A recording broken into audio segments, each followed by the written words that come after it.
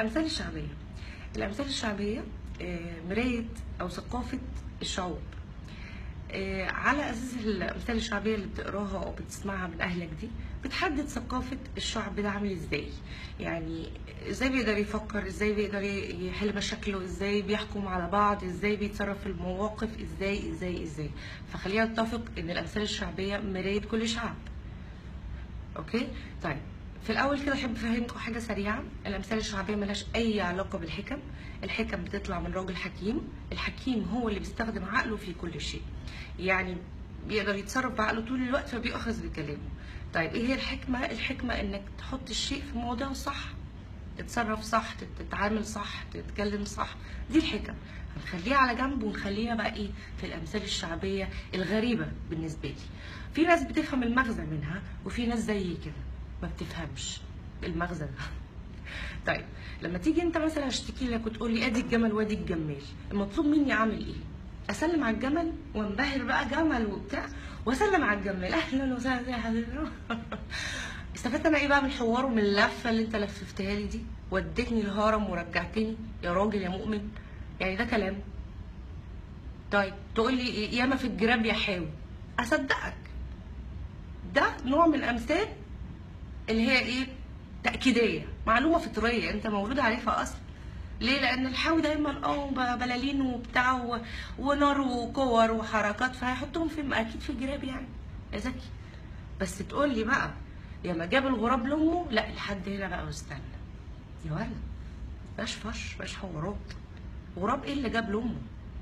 بالعقل كده ما نو واي تقنعني ان انت بتتكلم مع الغراب او بتفهمه، او ام الغراب قالت لك. اصلا ام الغراب لو ابنها بيجيب لها هدايا مش هتقول، هتنكر، ما هو غراب. اوكي؟ طيب انت فاتح محل هدايا، صارحني. يعني هو الغراب بينزل يجيب منك هدايا مثلا في عيد الام لامه وبتاع، فطلع انت بعض.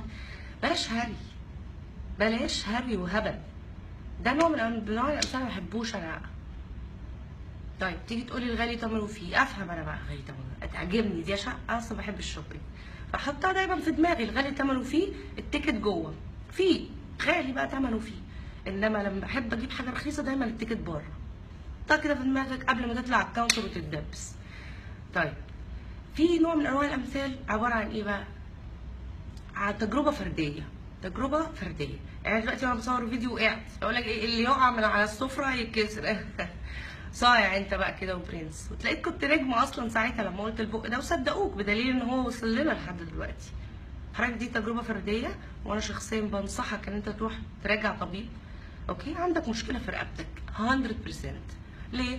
بطلع انا بعمل لمض عادي، اطلع غير لمبه هنا، ما عنديش مشاكل، اتامل نجوم بتاع عادي، ما حصليش عمري مشكله الحمد لله يعني في رقبتي.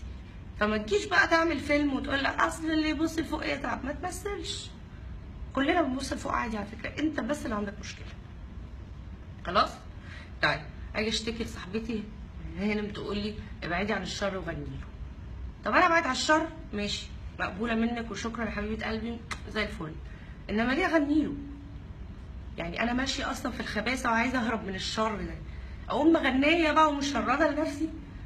ولا الفت نظر الشر بقى؟ يعني مش فاهمه المنطق كده ازاي. يعني تفكر في ايه ساعتها؟ فكر في ايه؟ هري. طيب انا نفرض انا غنيت للشر زي ما انتي نصحتيني حضرتك، مش يمكن الشر صوته يعجبه، صوتي يعجبه، فيقوم جاي بقى ولازق فيا بقى منحوسه طول عمري بقى، الشر لازق فيا واقوم انا بعد مغنيه، هو يلزق انا بعد فاضيه، انا بقى فاضيه للهري. مش كلام يعني. وبعدين في امثله ردح بقى في التراث المصري الجميل. ردح يعني يقول لك ايه، خالتي وخالتك وتفرقوا الخالتين، عيب. في راجل اصلا هيقول البق ده؟ يعني ده كلام؟ ده مثل ردح، ده اعتقد ان هو طلع للستات بس.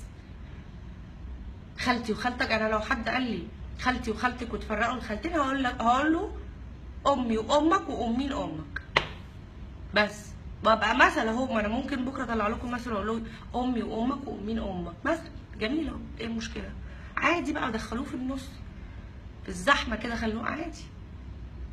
ما هو كله هري، مش فاهمه بصراحه. طيب واحد يقول لي مثلا اللي خدته القرعه تاخده من الشعور. انا هموت وافهم المثل ده.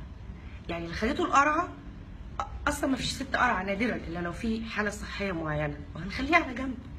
انما ام الشعور، ام الشعور ايه الهاري ده؟ وبعدين الشعور دي اصلا في اللغه العربيه الشعر يعني جمع شعرايه مفرد. ما دي هي كده، مش محتاجه بقى ابقى ابص في القاموس ولا بتاع. جبت منين الشعور دي؟ هموت وافهم. اكيد كنت مشغول بتعمل حاجه يعني قلتها كده بس حد لقطها وبتاع في ايه؟ ولا قصدك شعور ولا قصدك احساس شعور؟ فهمني يمكن انا غلط. طيب يا خبر النهارده بفلوس بكره يبقى ببلاش. وليه حددت بكره يعني؟ ليه بكره؟ مش مثلا الشهر الجاي يوم 25 اي حاجه، ليه بكره؟ ما انت هيبان كدبك بكره. ولا بكره هلا فبراير بقى بتاع الاخبار، تنزل بقى تلم الصحفيين صحابك وتلم بقى في اخبار بقى يلا ببلاش. ما هو كله ببلاش، بلاش هري، بلاش. ايد لوحدها ما تسقفش. معلومه يعني بديهيه تاكيديه. ما اكيد يعني اهو بسقف اهو. عايز ايه؟ طولت عليكم يا جماعه، والفيديو الجاي هبين لكم ازاي الامثال بتتقال وفي نفس الوقت بيتقال عكسها. اروح فين انا واتبع مين؟ اروح يمين ولا شمال؟ اجننتوني. خلاص يا جماعه، يلا يا بخت من زار وخفف، وهتكل انا على الله بقى البس جاكيت عشان خففت قوي النهارده. سلام.